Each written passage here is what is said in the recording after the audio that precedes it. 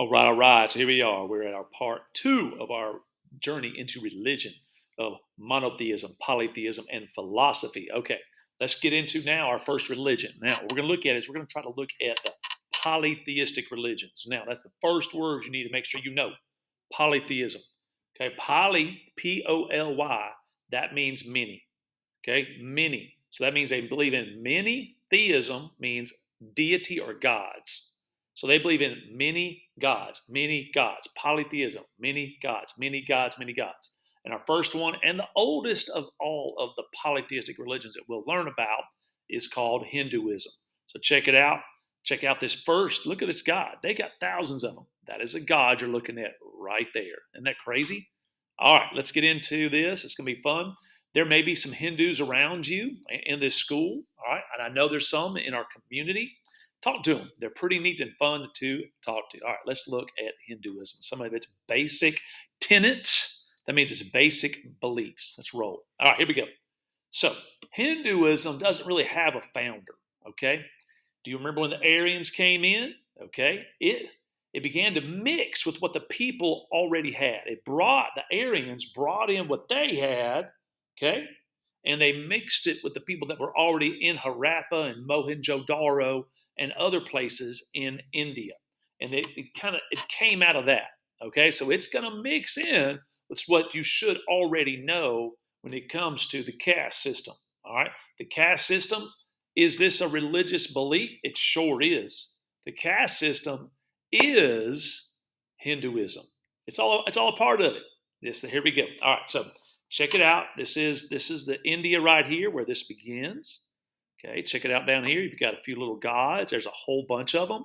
One of the unique and fun things that I always like to look at when it comes to Hindus is that Hindus, from what I've experienced, in their houses, they all have their own god, like in their house. They have a household god.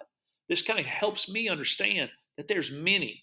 I'm talking thousands, maybe more than thousands of gods out there that the Hindus believe in. All right, so they believe, though, and here's what's kind of a little bit controversial, all right, where we could almost take this polytheistic belief and stick it in monotheism. We could take this many, and all of a sudden the many actually may become just one. Okay, check it out. So they believe, now look at this sentence right here. The Hindus believe that there's a unifying spirit, that all the gods are a part of it. All right, the name of this is Brahman. Okay, if you remember the caste system at the top, the people is called a Brahmin. It's spelled a little bit different. Well, the top god, the caste system for the gods, there's another caste system above that. All right, all of the other gods and everything below that is, they're going to be a part of Brahman. So there's a whole bunch of gods, but they all may be a part of one. All right.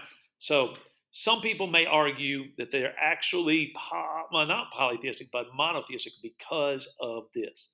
All right. They fall in our polytheistic category, and that's the way I want you to look at it. All right, here we go. Let's roll. Okay. Now, Hinduism is based on this belief, all right, that you have this spirit in you, okay, and that when you die, check this out.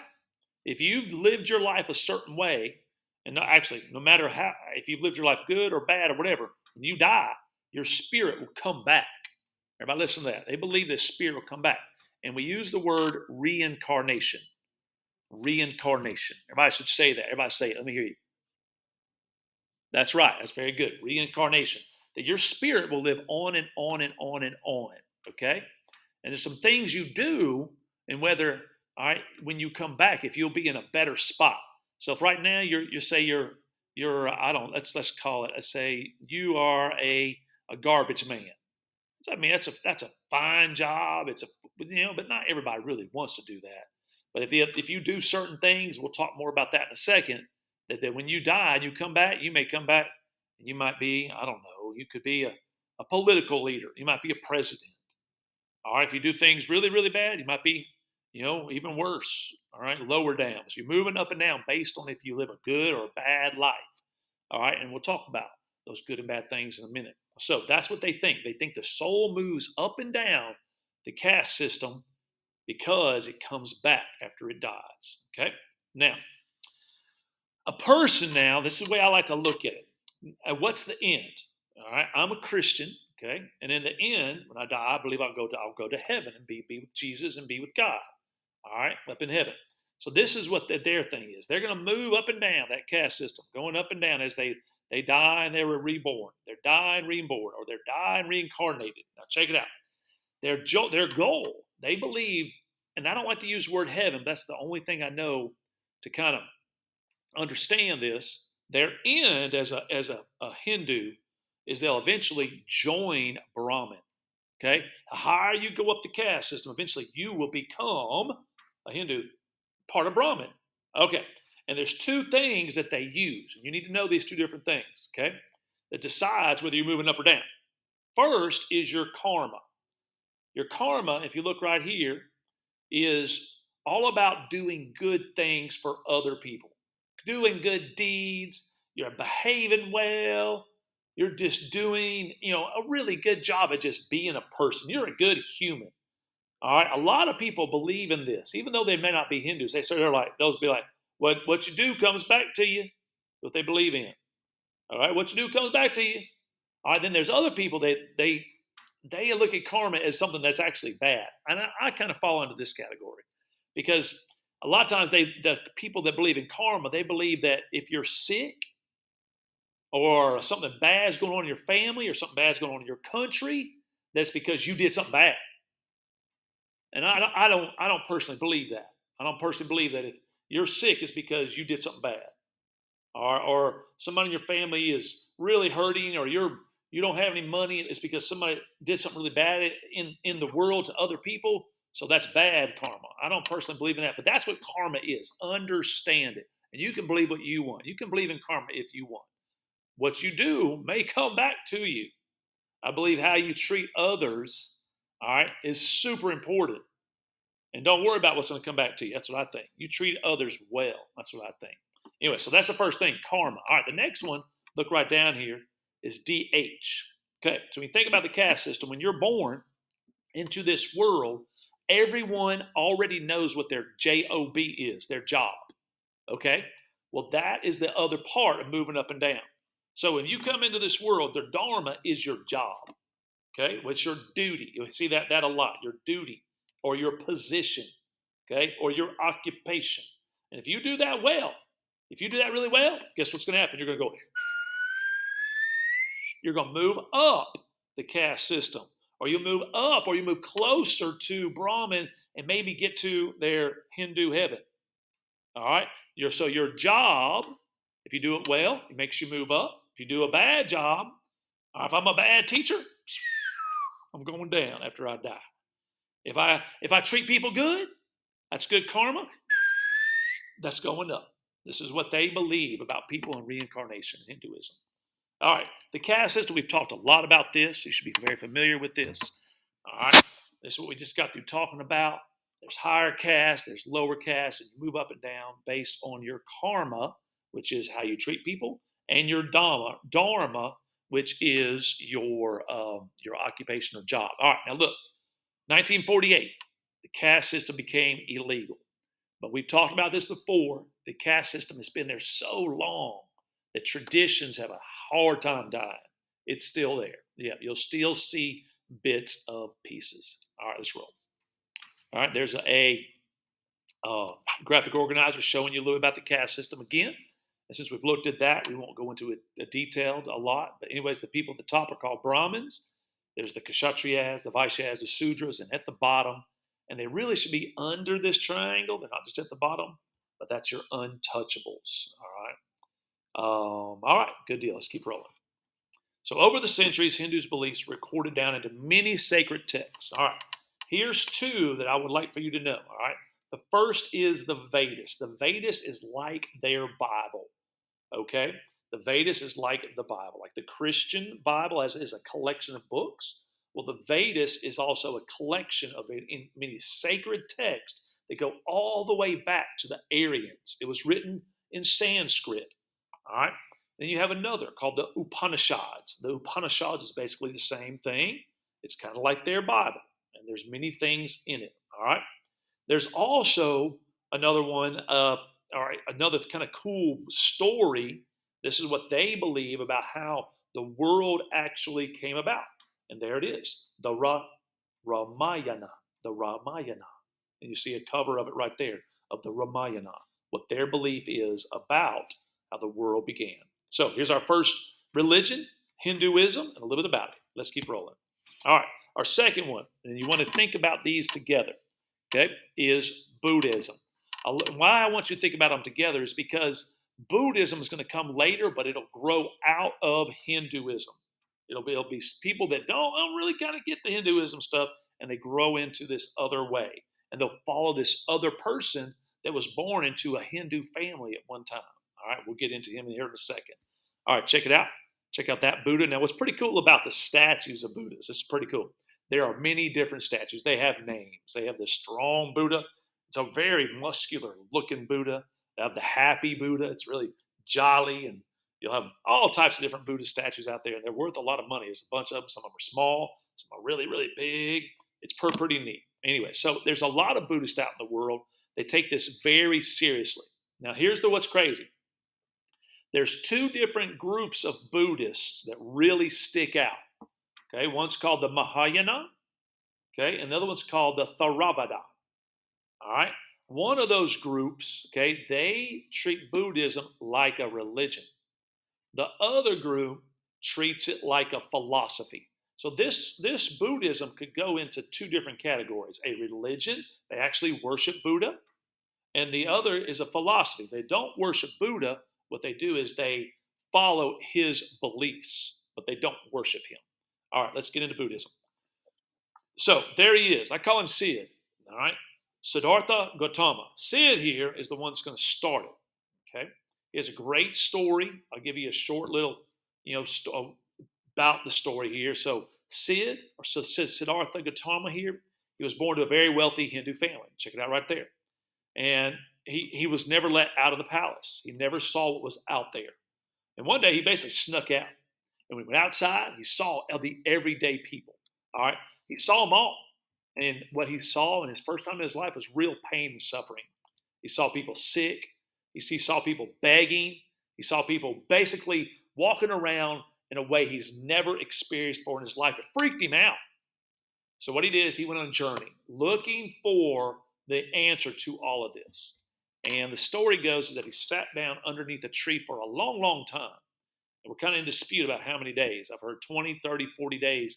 Didn't eat nothing, do anything other than just like pray and seek the answer to pain and suffering. And then something happened. Bah! Something came down, smacked him or whatever. And he ended up becoming what's called enlightened. And this is what all Buddhists are looking for: spiritual enlightenment. And they have have all the answers. Oh, I'm enlightened. I got it all. Woohoo!